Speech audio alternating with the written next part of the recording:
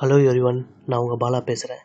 இந்த வீடியோவில் நம்ம என்ன தெரிஞ்சுக்க போகிறோம்னா, மெஃபினமிக் ஆசிட் இந்த மருந்தினுடைய பயன்கள், பெனிஃபிட்ஸ் என்னென்ன, பக்க விளைவுகள், சைடு எஃபெக்ட்ஸ் என்னென்ன, இந்த மருந்தை யார் யாரெல்லாம் எடுத்துக்கலாம், யார் யாரெல்லாம் எடுத்துக்கக்கூடாது, இந்த மருந்தை எந்த அளவுக்கு எடுத்துக்கணும், எப்போ எடுத்துக்கணும், இந்த மருந்து நம்ம உடம்புக்குள்ளே போய் எப்படி வேலை செய்யுது என்பதை பற்றி தான் இந்த வீடியோ நம்ம முழுமையாக தெரிஞ்சுக்க போகிறோம். வாங்க வீடியோக்குள்ளே போகலாம். அதுக்கு முன்னாடி இது வரைக்கும் நம்ம சேனலை நீங்கள் சப்ஸ்கிரைப் பண்ணலன்னா இப்போ சப்ஸ்கிரைப் பண்ணிவிடுங்க. அப்படியே பக்கத்தில் இருக்க பெல் ஐக்கானையும் கிளிக் பண்ணுங்கள். அப்போ தான் என்னுடைய அடுத்தடுத்த வீடியோக்கள் உங்களுக்கு நோட்டிஃபிகேஷனாக வந்து சேரும்.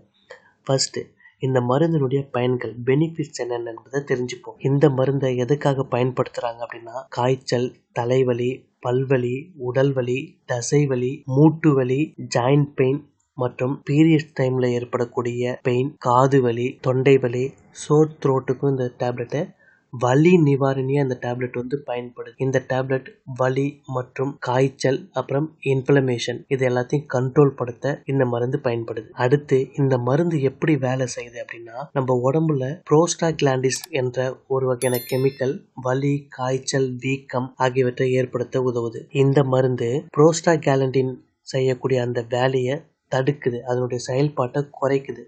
ஸோ இதனால ஃபீவர், பெயின் அப்புறம் இன்ஃப்ளமேஷன் நோய் தொற்றுகள்ந்து நம்மளுக்கு பாதுகாப்பு வந்து கொடுக்குது. சிறந்த வலி நிவாரணியாக இந்த மருந்து செயல்படுது, பெயின் கில்லராக செயல்படுது. அடுத்து, இந்த மருந்தை எப்போ எடுத்துக்கணும், எந்த அளவுக்கு எடுத்துக்கணும் அப்படின்னு பார்த்தீங்கன்னா, இந்த மருந்தை பொறுத்த வரைக்கும் டேப்லெட், சிரப், ட்ராப்ஸ் அப்படின்னு சொல்லிட்டு எல்லா வகையிலும் வருது.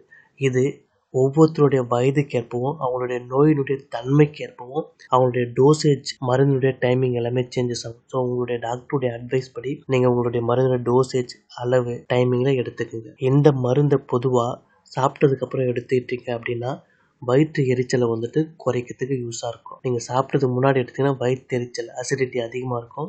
சாப்பிட்டதுக்கப்புறம் எடுத்தீங்கன்னா உங்களுக்கு அசிடிட்டி வந்துட்டு கம்மியாக இருக்கும். ஸோ சாப்பிட்டதுக்கப்புறம் இந்த மருந்து எடுக்கிறது நல்லது. அடுத்து, இந்த மருந்தினுடைய பொதுவான பக்க விளைவுகள் என்ன அப்படின்னா, குமட்டல், வாந்தி, வயிற்றுப்போக்கு, வயிற்று எரிச்சல், ப்ளோட்டிங், வயிற்று அசௌகரியம், தலைச்சுற்றல் இவையெல்லாம் தான் இந்த மருந்தினுடைய பொதுவான பக்க விளைவுகள். ஆபத்தான பக்க விளைவுகள், சைடு எஃபெக்ட்ஸ் என்ன அப்படின்னு பார்த்தீங்கன்னா, டாய்லெட் வந்து பிளாக் கலரில் வர்றது, இரத்த வாந்தி, கடுமையான allergy, breathing difficulties, skin rashes, முகம் அல்லது தொண்டை பகுதியில் வீக்கம் ஏற்படுது. இவையெல்லாம் தான் இந்த மருந்துடைய சிவியரான பக்க விளைவுகள். இந்த மருந்தை தொடர்ந்து ரொம்ப நாள் எடுக்கிறதுனாலையோ இல்லை அதிகப்படியான டோசேஜ் எடுக்கிறதுனாலையோ வயிற்றுக்கு பாதிப்பு ஏற்படும் அப்படின்னா கண்டிப்பாக ஏற்படும். வயிற்றில் ஸ்டொமக் அல்சர் ஏற்படுறதுக்கான வாய்ப்பு இருக்குது, ரத்தப்போக்கு ஏற்படுறதுக்கான வாய்ப்புகள் அதிகமாக இருக்குது. இது மட்டும் இல்லாமல் இந்த மருந்தை நீங்கள் ரொம்ப நாள் எடுத்துக்கிட்டீங்க அப்படின்னா உங்களுக்கு கிட்னி ஃபங்க்ஷனும் பாதிக்கிறதுக்கான வாய்ப்புகள் நிறைய இருக்குது.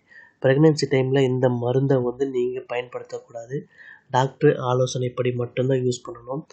ஆல்கஹால் எடுத்துக்கும் போது, ட்ரிங்க்ஸ் பண்ணும்போது இந்த மாத்திரையை எடுத்துக்கக்கூடாது. இந்த மாத்திரையை எடுக்கும்போது யாரெல்லாம் ரொம்ப கவனமாக இருக்கணும் அப்படின்னு பார்த்தீங்கன்னா, கிட்னி, லிவர், ஹார்ட் இந்த டிசீஸால் பாதிக்கப்பட்டவங்க எல்லாருமே ரொம்ப கவனமாக இருக்கணும். அது மட்டும் இல்லாமல் ஆஸ்துமாவால் பாதிக்கப்பட்டிருக்கவங்க, ஸ்டொமக் அல்சர் மற்றும் பிபி இருக்கிறவங்க இவங்க எல்லாருமே இந்த மருந்து எடுக்கிறதுக்கு முன்னாடி ரொம்ப கவனம் தேவை. உங்கள் டாக்டர்கிட்ட கம்பல்சரியாக இன்ஃபார்ம் பண்ணிட்டு தான் இந்த மருந்தை நீங்கள் எடுக்கணும், இல்லைனா எடுக்கவே கூடாது. இதை தவிர்த்து உங்களுக்கு வேறு ஏதாவது சந்தேகம் இருந்தால் கீழே கமெண்ட்டில் டைப் பண்ணுங்கள், நான் ரிப்ளை பண்ணுறேன். இந்த வீடியோவை எல்லாருக்குமே ஷேர் பண்ணுங்கள். இந்த மருந்தினுடைய பயன்கள் என்னென்ன, பக்க விளைவுகள் என்னென்ன என்பதை எல்லாருமே தெரிஞ்சுக்கிட்டோம். நம்ம வேறு ஒரு வீடியோவில் சந்திப்போம். நன்றி, வணக்கம்.